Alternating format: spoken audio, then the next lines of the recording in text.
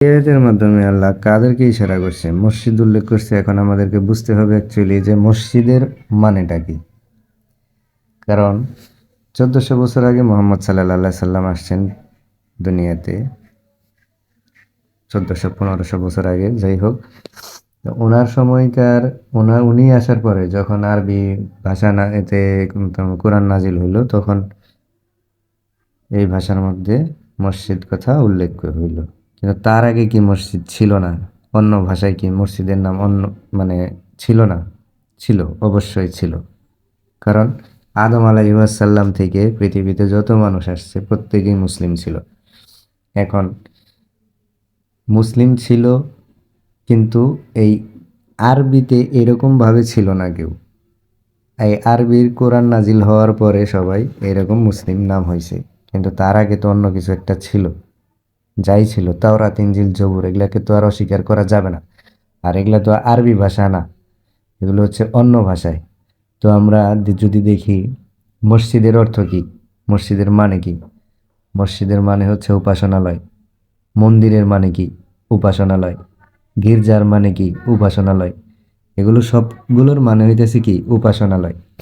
আচ্ছা, এখন আল্লাহর ঘর মসজিদ সমূহ মানে উপাসনালয়গুলো দেখাশোনা তারা করতে পারবেন না যারা মানে মূর্তি পূজারী আছে।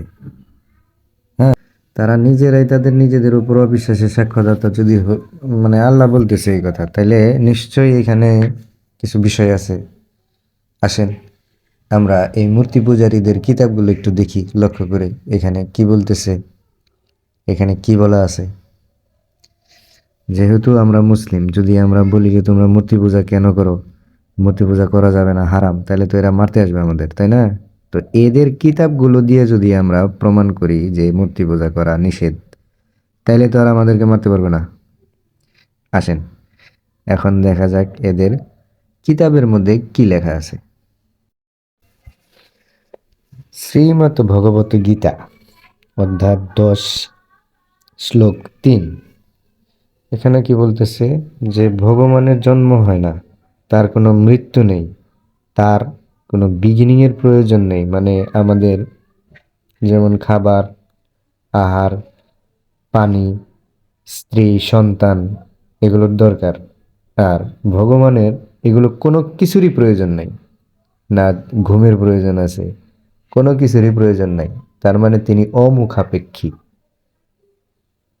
শ্রীমদ্ ভগবত গীতা 10 অধ্যায়ের 3 নম্বর শ্লোক। তারপরে দেখেন ছন্দকি উপনিষদ অধ্যায় 6 সেকশন 2 শ্লোক নং 1। একম এবিদ্বিতীয়ম, ভগবান একজন, দ্বিতীয় আর কেউ নেই।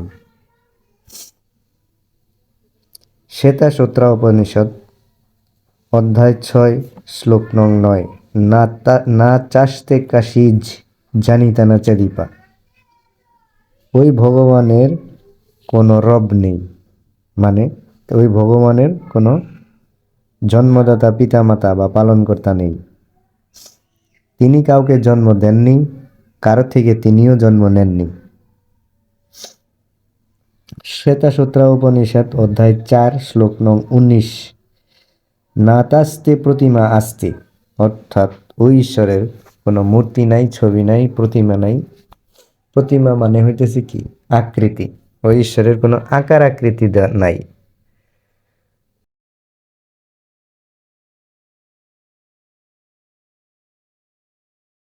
ঠিক আছে? তো তাদেরকে আল্লাহ বলতেছে কি,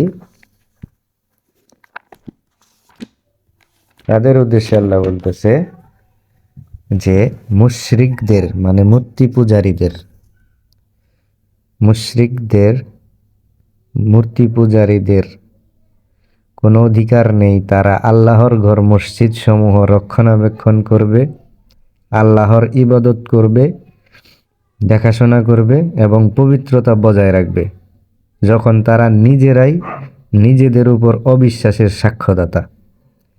তার মানে আমার আগের এই যে উদাহরণগুলো দিলাম, তাতে বোঝা যাইতেছে যে তারা যে মূর্তি পূজা করে এটা সম্পূর্ণ ভুল, রং। এই উদ্দেশ্যে আল্লাহ আমাদেরকে বলতেছে যে তারা তাদের নিজেদের উপর অবিশ্বাসের সাক্ষ্যদাতা। তারা তো কোনো নিজেদের উপরে বিশ্বাস নাই। কেন বিশ্বাস নাই? তাদের কিতাবে কোনো উল্লেখ নেই যে মূর্তি পূজা করা যাবে, কোনো কিতাবে নাই।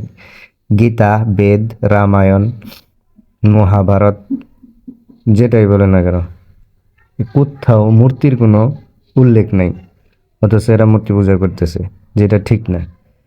কেবল তারাই 18 নম্বর আয়াতের মধ্যে বলতেছে, কেবল তারাই আল্লাহর মসজিদ সমূহ রক্ষণাবেক্ষণ করবে যারা আল্লাহ ও শেষ দিনের উপর ঈমান আনে, সালাত প্রতিষ্ঠা করে, জাকাত প্রদান করে, আর আল্লাহ ছাড়া কাউকে ভয় করে না। তার মানে সে যে ধর্মেরই হোক, তার ওই নাতাস্তে প্রতিমা আসতে মেনে নিতে হবে। যে মেনে নিবে সেই একমাত্র এগুলোর দেখাশোনা করতে পারবে, রক্ষণাবেক্ষণ করতে পারবে। আদারওয়াইজ নো চান্স, তাদেরকে বাধা দিতে হবে। তোমরা কিসের ভিত্তিতে এই মূর্তি পূজা করো? আমাদের কাছে রেফারেন্স দেখাও, তোমাদের ভিত্তি কি। যদি না দেখাইতে পারে তাহলে তোমাদের এক ঈশ্বরে বিশ্বাস করতে হবে, যেখানে আল্লাহ সূরা ইখলাসের মধ্যে বলতেছে, কুল হু আল্লাহু আহাদ, বলো আল্লাহ এক। এই যারা মূর্তি পূজারী আছে তাদেরকে বলতেছে আল্লাহ, যায় যাও তাদের কাছে যায় নিয়ে বলো যে আল্লাহ এক এবং অদ্বিতীয়। দিস ইজ ইসলাম। খালি মসজিদে এসি লাগাইয়া বৈশা বৈশা ওইখানে ওটার ভিতরে সুবহান আল্লাহ করলে কখনোই জান্নাতে যাওয়া যাবে না। এগুলো আল্লাহর প্রকৃত নির্দেশ। যাও, যাইয়া তোমরা এদেরকে বোঝাও যে মূর্তি পূজা নাই, এক আল্লাহ বিশ্বাস করো। এটা মুসলমানদের দায়িত্ব দিয়ে দিছে আল্লাহ। এখন যে যতটুকু জানেন, যে যতটুকু মানেন, আপনার বিষয়। আল্লাহ হাফেজ।